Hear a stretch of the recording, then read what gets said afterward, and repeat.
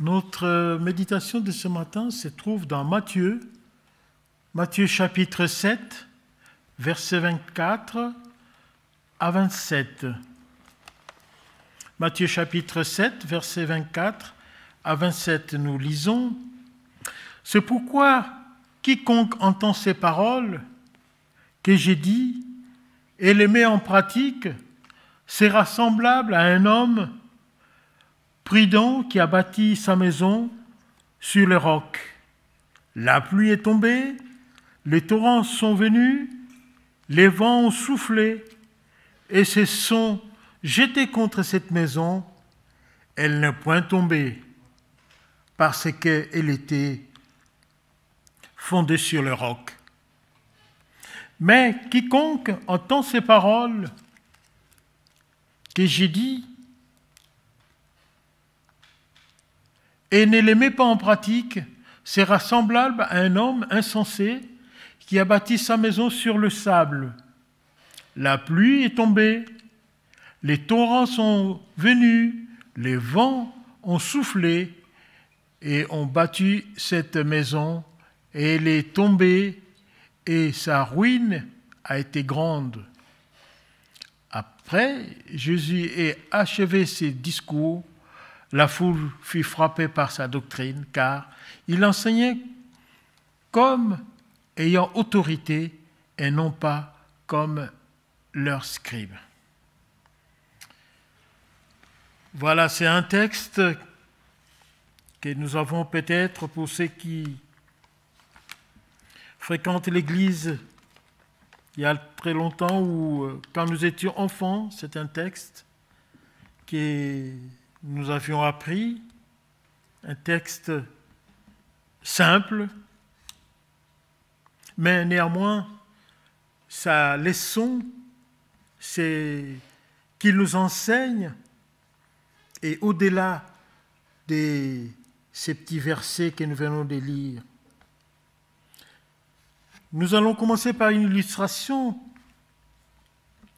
C'est qu'en Italie, il existe une tour qui est devenue d'ailleurs très touristique, que les gens visitent.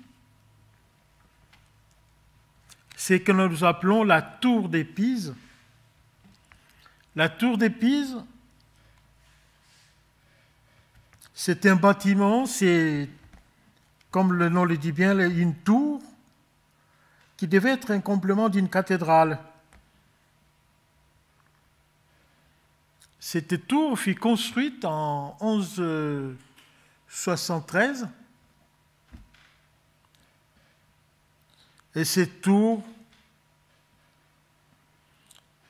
a coûté des millions à la ville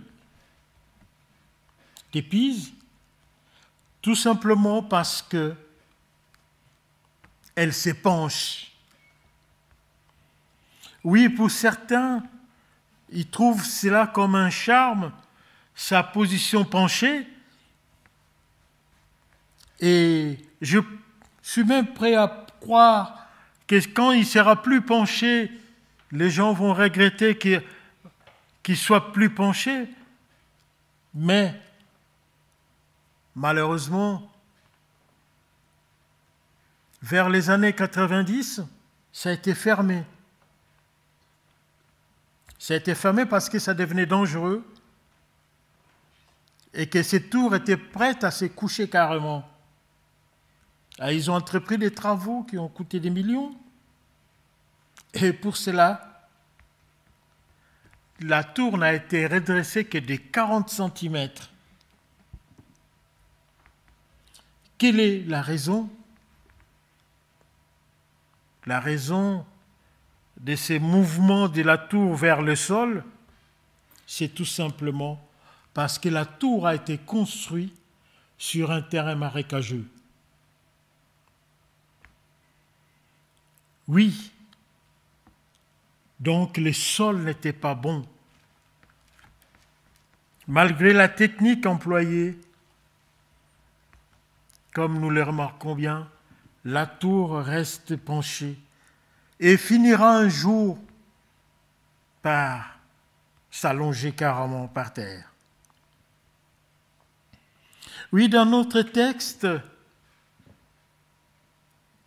le sol sur lequel une fondation doit se tenir, une fondation qui nous rassure, c'est le roc. Oui, Christ dit dans ce texte que ceux qui font la volonté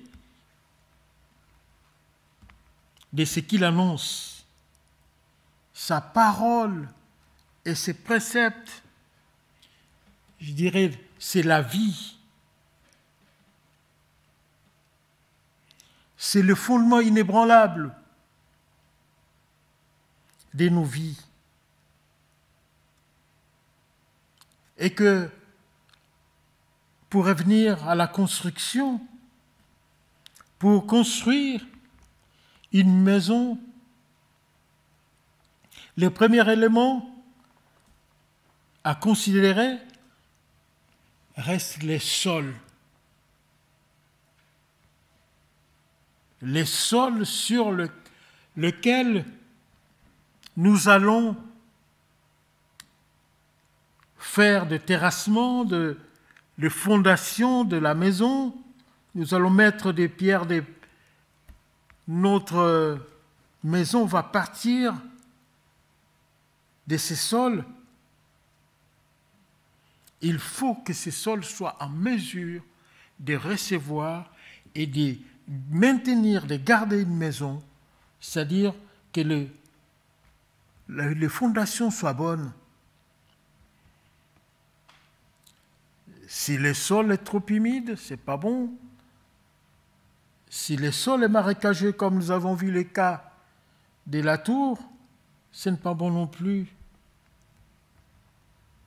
Il faut que ce soit un sol approprié. Oui, nous savons qu'il y a des gens parfois aussi qui achètent de belles maisons au bord de la mer. Mais hélas, au bord de la mer, c'est très beau. Mais il nous arrive aussi que parfois, il y a des catastrophes, tout simplement parce qu'il y a certains bords de mer qui, par des érosions, des blocs entiers, parfois des collines ou des maisons qui glissent carrément vers la mer, tout simplement parce que le sol n'est pas approprié à garder longtemps. Donc on voit la côte qui est rongée. Et ça, c'est l'étude du terrain. Voilà, donc nous,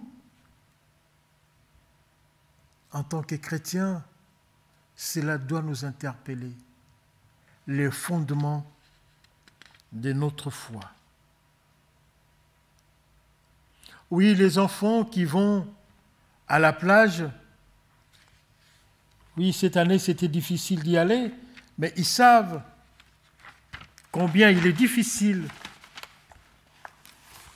de revenir le lendemain sur la plage pour voir, pour admirer le château qu'il avait construit la veille, parfois avec l'aide des parents. Mais c'était sur du sable et le vent est arrivé et l'eau qui a fait une petite vague a carrément balayé le petit château qui était en sable, qui était fait de sable. Oui. Dieu, mes frères et sœurs, nous accompagne au début de cette année Oui, nous avons de nouvelles résolutions, mais sur quoi sont-elles fondées? Sur nos convictions personnelles? Sur notre capacité intellectuelle ou notre détermination? Oui, c'est notre vie entière qui est concernée. Notre conduite, notre vie.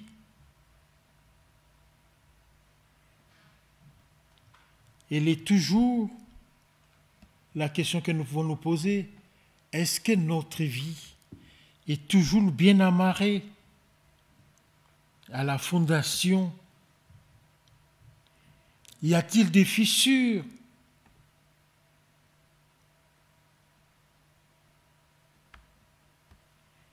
Entre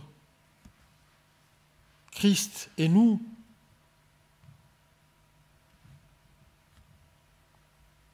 Oui, l'année nouvelle est pour nous un moment, comme nous pouvons dire, les anglophones, un moment de stop and go, un moment où nous voulons nous ressouder dans les rocs, c'est-à-dire nous remettre en face de Jésus-Christ.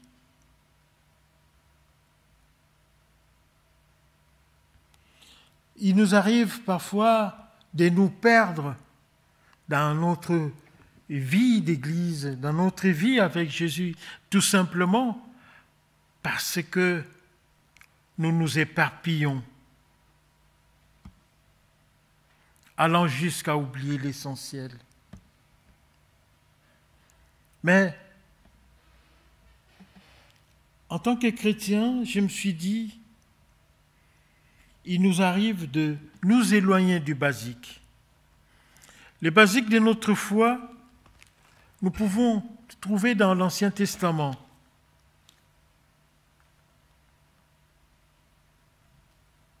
Tout simplement, dans Exode chapitre 20, nous avons la table des lois qui peuvent nous servir comme référence dans notre vie avec Christ. Nous allons essayer de lire.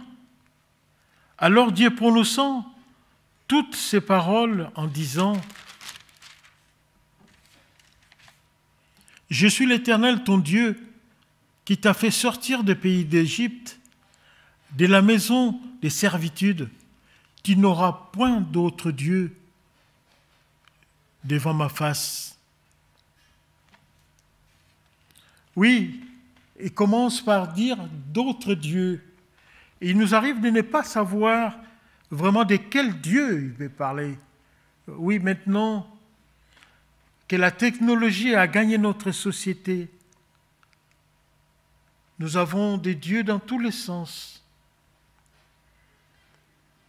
Nous pouvons passer un temps de méditation et qu'à la place, nous serons peut-être sur Facebook, Instagram ou dans toute autre application. Oui, mes chers frères et sœurs, l'idolâtrie ne consiste pas seulement à se mettre devant une statue, mais la technologie qui prend tout notre temps, peut bien l'être aussi. Nous devons donc prêter attention à cela. Tu ne feras point d'image taillée et de présentation quelconque des choses qui sont en haut dans les lieux, qui sont en bas sur la terre et qui sont dans les eaux profondes, plus bas que la terre.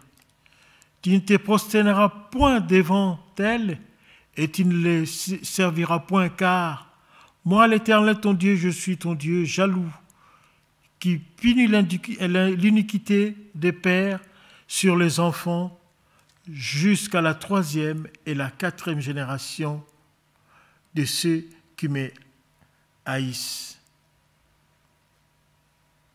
et qui fait miséricorde jusqu'à 1000 générations à ceux qui m'aiment et qui gardent mes commandements.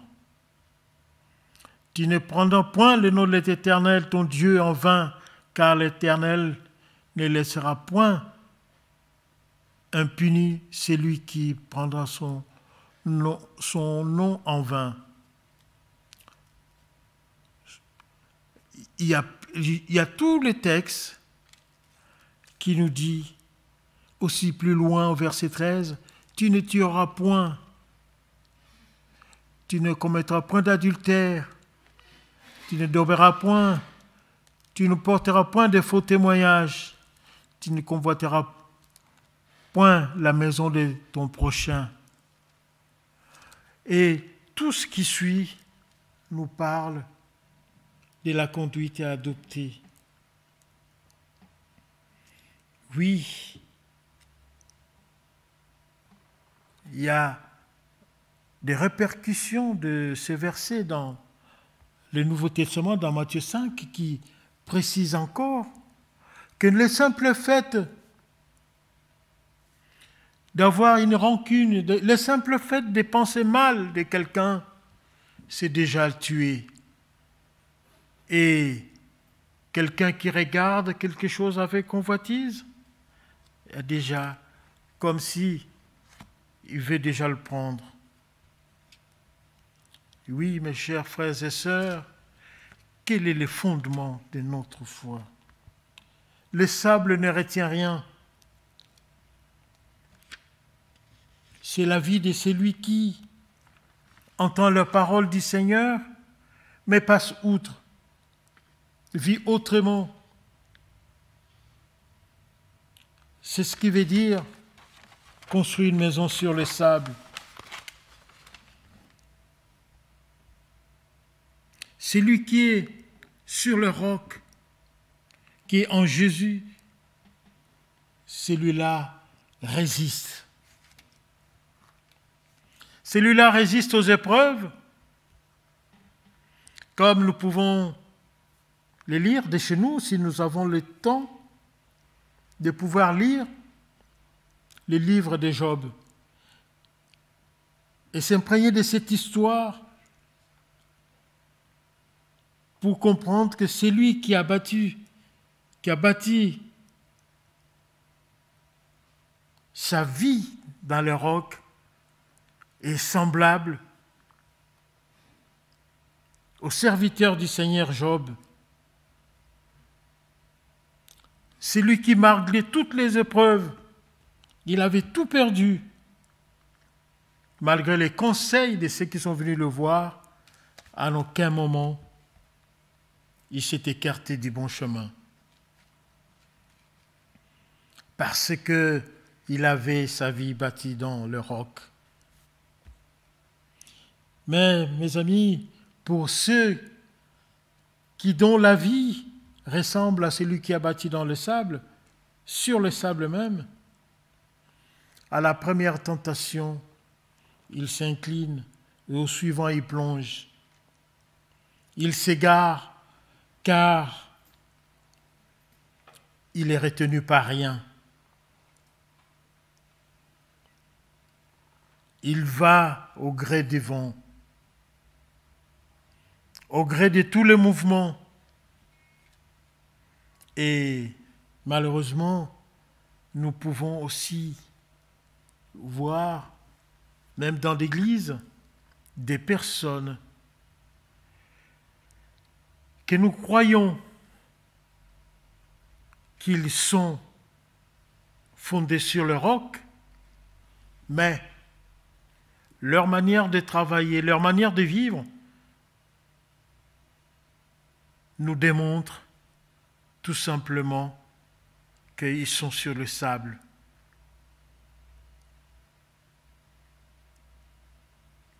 Oui, une année nouvelle qui se présente à nous. Et surtout, moi, avant d'éclore ces chapitres, d'éclore cette méditation, je voudrais tout simplement interpeller nos frères et sœurs que Dieu agit à son temps. Tout simplement, nous pouvons voir que des gens qui sont dans les Seigneurs, qui ont une fondation dans leur roc, qui sont accrochés au Seigneur, qui respectent la parole du Seigneur, mais ces gens parfois qui vivent une vie difficile. Une vie difficile où il y a beaucoup d'épreuves dans la vie, et cela peut nous interpeller en disant pourquoi eux ils croient en Christ, pourquoi ils ont beaucoup de problèmes. Mais le Seigneur agit selon son temps. Il y a des gens qui ne suivent pas le Seigneur, qui vivent bien, mais tout simplement, le Seigneur leur laisse le temps de se convertir, de changer d'habitude.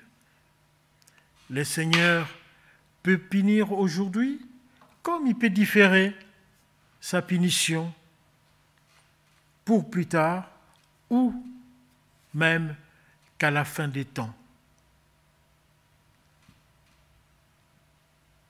Oui, cette nouvelle année, ça sera notre temps de nous recentrer sur Christ. Notre temps, en plus de cela, nous avons, je dirais, ce n'est pas la construction qui est définitive. Si vous êtes sur les sables, vous avez le temps de changer votre fondation, de revenir à Christ et de marcher avec Christ pour que vous soyez épargnés par les vents violents, par les torrents d'eau qui peuvent anéantir votre vie. Oui, frères et sœurs, que le Seigneur soit à notre côté pour que tout ce que nous pensons, toutes nos résolutions pour l'année nouvelle soient fondées sur le roc qui va nous amener à bon port pour attendre l'avènement de notre Seigneur Jésus-Christ. Que sa parole soit bénie. Amen.